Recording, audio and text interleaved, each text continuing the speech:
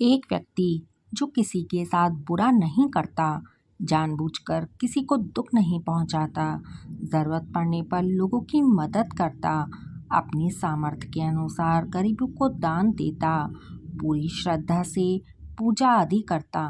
लेकिन जब ऐसे व्यक्ति के साथ कोई अनहोनी, बड़ी दुर्घटना, अन्याय या कुछ गलत होता है, तो लोगों के मन में सिर्फ एक ही प्रश्न उठता है, अच्छे लोगों के साथ बुरा क्यों होता है?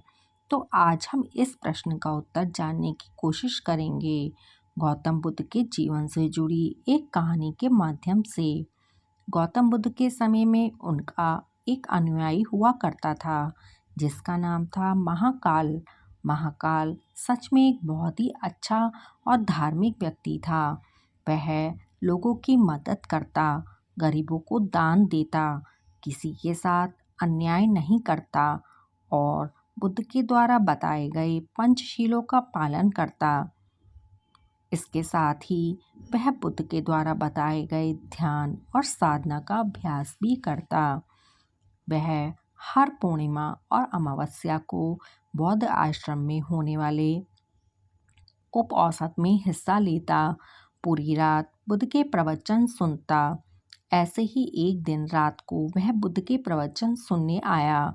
सवेरे जब बुद्ध के प्रवचन समाप्त हुए तो आश्रम से निकलकर वह पास के तालाब में नहाने के लिए चला गया। उसी समय गांव में चोर घुस आए। जब वो चोरी करके भाग रहे थे तो गलती से चोर का पैर बर्तन से टकरा गया और बर्तनों की आवाज़ से घर के लोग जाग गए। चारों तरफ हल्ला मच गया कि गांव में चोर घुस आए हैं। मोहल्ले के लोगों ने चोरों का पीछा करना शुरू कर दिया। कुछ देर तक तो चोर जेवरात की पोटली को लेकर भागते रहे, लेकिन जब उन्हें यह महसूस हो गया कि यहाँ बचना संभव नहीं है, पकड़े जाएंगे, तो तालाब के पास से जाते हुए चोरों ने सारे गहने जेवरात महाकाल के कपड़ों के पास फेंक दिए और वहाँ से भाग गए। जब लोग वहाँ पहुँचे तो उन्होंने देखा चोरी का सारा सामान महाकाल के कपड़ों के पास पड़ा हुआ है। सभी लोगों ने महाकाल को ही चोर समझ लिया और तालाब से बाहर निकालकर उसको मारना शुरू कर दिया। वह कहता रहा, मैं चोर नहीं हूँ, मैं तो रात भर प्रवचन सुनकर आया हूँ और यहाँ सिर्फ स्नान कर रहा था। मुझे नहीं पता कि यह चोरी का सामान यहाँ कैसे आ गया। लेकिन भीड़ ने उसकी ना सुनी और यह कहकर मारने लगे, अच्छा, चोरी करने के बाद अब नाटक कर रहा है, मैं अच्छा आदमी हूँ, प्रवचन सुनकर आ रहा हूँ। गुस्साई भीड़ ने उसको इतनी बेरहमी से पीटा कि उसकी मृत्यु हो गई और उसके शरीर को वहीं छोड़कर लोग अपने घर चले गए। सुबह जब आश्रम के कुछ हिस्से तालाब में पानी के लिए सुबह जब आश्रम के कुछ शिष्य तालाब में पानी लेने के लिए आए तो उन्होंने महाकाल के मृत शरीर को तालाब के पास पड़ा देखा। जब पूछने पर पता चला कि चोरी के आरोप में लोगों ने महाकाल को पीट पीट कर मार दिया। शिष्यों ने बुद्ध के पास जाकर यह दुखद समाचार सुनाया कि बेचारे महाकाल को लोगों ने मार दिया। उसे उस गलती की सज़ा मिली जो उसने की भी नहीं थी। बुद्ध शिष्यों के द्वारा की जा रही अलग अलग बातों को बस ध्यानपूर्वक सुन रहे थे। तभी उनमें से एक शिष्य बुद्ध से पूछने लगा, बुद्ध, यह बात तो आप भी जानते हैं कि महाकाल कितना अच्छा इंसान था। उसने कभी किसी के साथ कुछ गलत नहीं किया, फिर भी उसके साथ इतना गलत क्यों हुआ? बुद्ध ने कहा, महाकाल इस जन्म में तो अच्छा था, लेकिन आज जो भी उसके साथ हुआ वह उसके कर्मों का फल है जो उसने पिछले जन्म में किए थे। अपने पिछले जन्म में महाकाल वाराणसी के राजा के यहाँ एक राज्य अधिकारी था।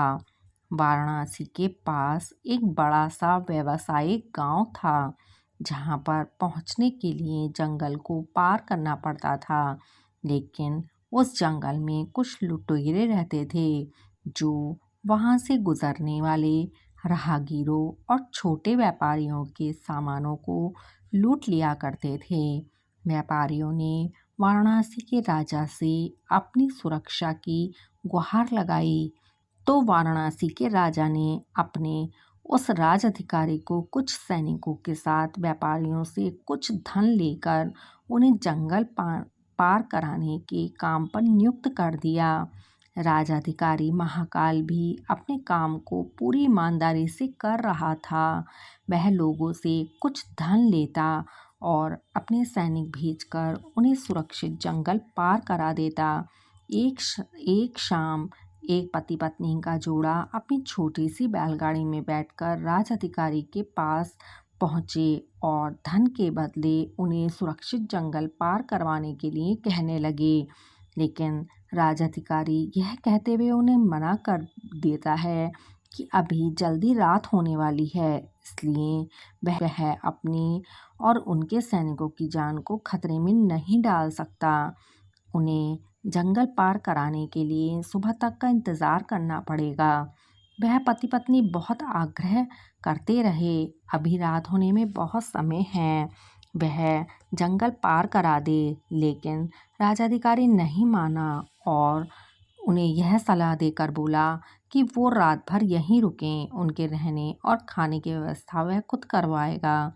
पति पत्नी को मजबूरन उस राजाधिकारी की बातें माननी पड़ी। असल में उस राहगीर की पत्नी बहुत सुंदर थी, जिसे देखकर राजाधिकारी उस पर मोहित हो गया था। उस पर काम वासना हावी हो गई थी और जिस व्यक्ति पर काम वासना हावी हो जाती है उसे सही गलत को समझ नहीं आता। वह आसक्ति की आग में जलकर अंधा हो जाता है और यही उस राजाधिकारी के साथ भी हुआ।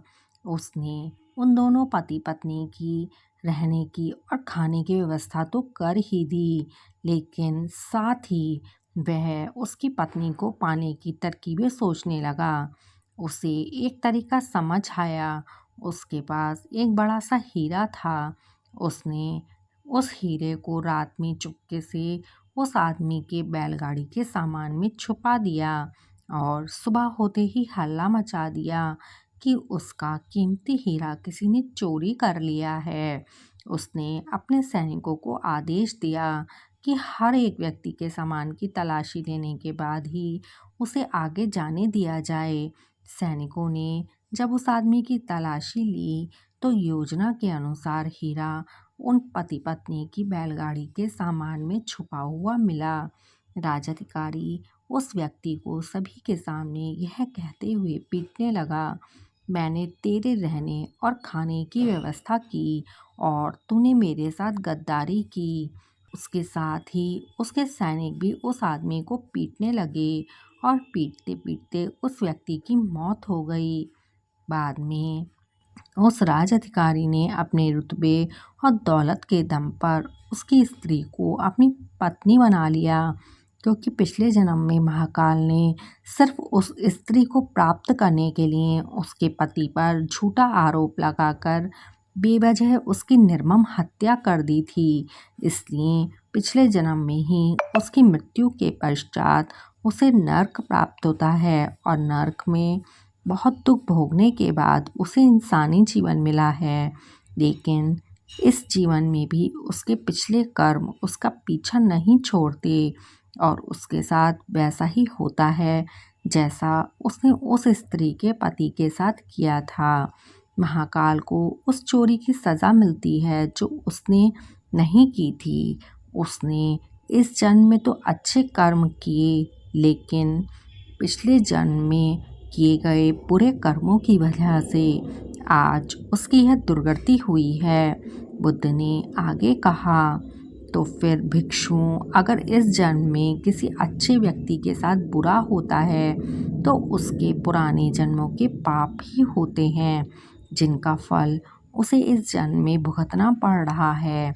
इसलिए मैं तुमसे कहता हूँ कि अपने आज के कर्मों को सुधारो, ताकि तुम्हारे आने वाले जन्म भी सुधर जाएं। बुरे कर्मों का फल हमें न सिर्फ इस जन्म में भुगतना पड़ता है, बल्कि अगले जन्म में भी भुगतना पड़ता है। आज हम अपने स्वार्थ में आकर किसी और के साथ बुरा कर रहे हैं, लालच और ईर्ष्या में कई बुरे काम करते हैं, लेकिन इस बात को भूल जाते हैं उनके कर्म उन्हें न सिर्फ इस जन्म में भुगतने पड़ते हैं बल्कि अगले जन्मों में भी भुगतने पड़ते हैं। इसलिए हमेशा अच्छे कर्म करने चाहिए जिससे हम और हमारा परिवार सुखी रहे।